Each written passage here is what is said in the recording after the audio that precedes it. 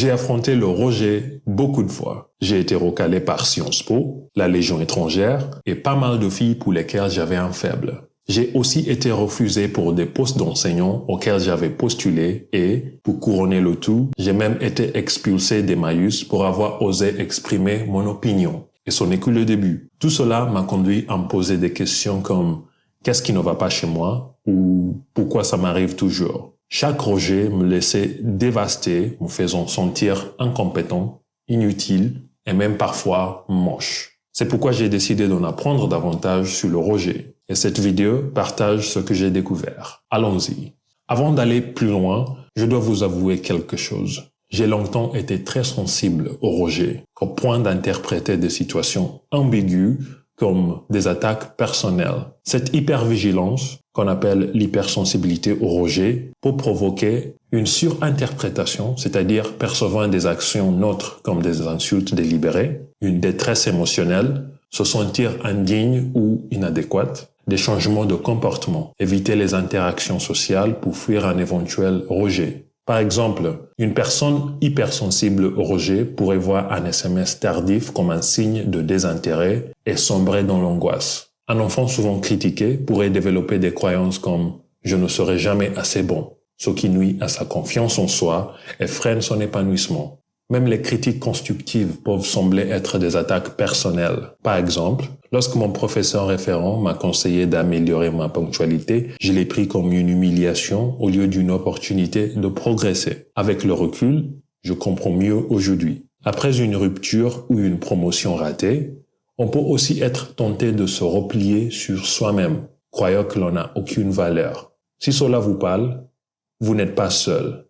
Le rejet touche tout le monde, que ce soit dans une cour de récréation, sur un terrain de sport ou dans la vie professionnelle. Mais il existe une autre forme de rejet, souvent ignorée, le rejet de soi. Pendant longtemps, je me suis sous-estimé à travers des discours négatifs et l'autosabotage. Je suis Kenyan. Ma langue maternelle est le Luo, une langue régionale du Kenya. Eh bien, quand je travaillais comme assistant de langue anglaise, je me comparais constamment à des collègues dont la langue anglaise était la langue maternelle et je me sentais donc incapable d'être à la hauteur. Le rejet de soi peut aussi se manifester par une autocritique sévère, c'est-à-dire se focaliser sur des défauts imaginaires, l'ignorance de ses émotions, les refouler ou les anesthésier avec des distractions, par exemple travail excessif, substances, écran, la négligence de ses besoins personnels, prioriser les autres au point de s'oublier ou avoir du mal à poser des limites, l'abandon de ses ambitions, à baisser ses objectifs par peur de l'échec. Bien sûr, ajuster ses objectifs pour rester adaptable est sain, mais abandonner complètement à cause de la peur, c'est une autre histoire. Le rejet ne fait pas que blesser émotionnellement, il est profondément ancré en nous. Des études en imagerie cérébrale montrent que les zones activées par la douleur physique s'activent également lors d'un rejet social. Cela montre à quel point le besoin de connexion et d'appartenance est vital pour nous, les humains.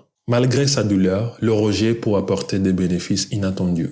Réflexion et croissance. Il nous pousse à l'introspection. Après de nombreux échecs amoureux, j'ai médité sur la phrase « Ceux qui cherchent l'amour montrent seulement qu'ils en manquent ». Cela m'a incité à me concentrer sur moi-même, en prenant soin de ma santé mentale, de ma stabilité financière et de mon épanouissement personnel. Renforcement de la résilience. Chaque rejet renforce notre capacité émotionnelle. Avec le temps, j'ai appris à ne plus tout prendre personnellement et à voir le rejet comme une étape inévitable. Redirection vers de meilleures opportunités. Parfois, un rejet n'est pas un échec, mais une réorientation vers quelque chose de plus aligné avec nos valeurs.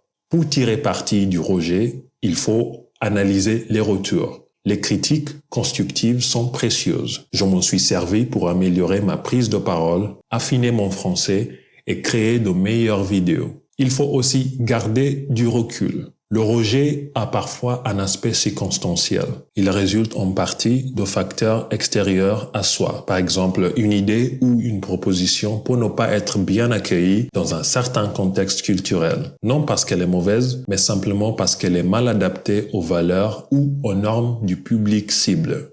Il faut aussi explorer d'autres chemins. Le rejet peut nous pousser à être créatifs et à envisager des options nouvelles.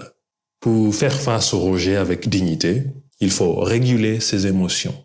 Ressentez la douleur sans la laisser vous consumer. Personnellement, je me retrouve dans cette citation de Blaise Pascal. Tous les malheurs des hommes viennent d'une seule chose, ne pas savoir rester au repos dans une chambre. Suivant ces citations, de temps en temps, quand je me sens rejeté, je m'isole, j'écoute de la musique, j'écris mes pensées et puis je vais courir. Ensuite, réagir avec réflexion. Prenez du recul avant de répondre. Enfin, continuez à s'améliorer. Faites du rejet un moteur de croissance. Le rejet m'a humilié, a brisé mes illusions, mais il a aussi forgé mon caractère. Il est inévitable, mais il ne définit ni votre valeur, ni votre avenir. La prochaine fois que vous le vivez, réfléchissez à votre propre valeur. Peut-être aviez-vous simplement surestimé votre place dans la vie d'un autre ou dans une opportunité donnée. Et ce n'est pas grave. Rappelez-vous, tout le monde fait face au rejet. Entourez-vous donc de personnes qui vous acceptent tel que vous êtes. Prenez soin de vous et merci pour votre écoute.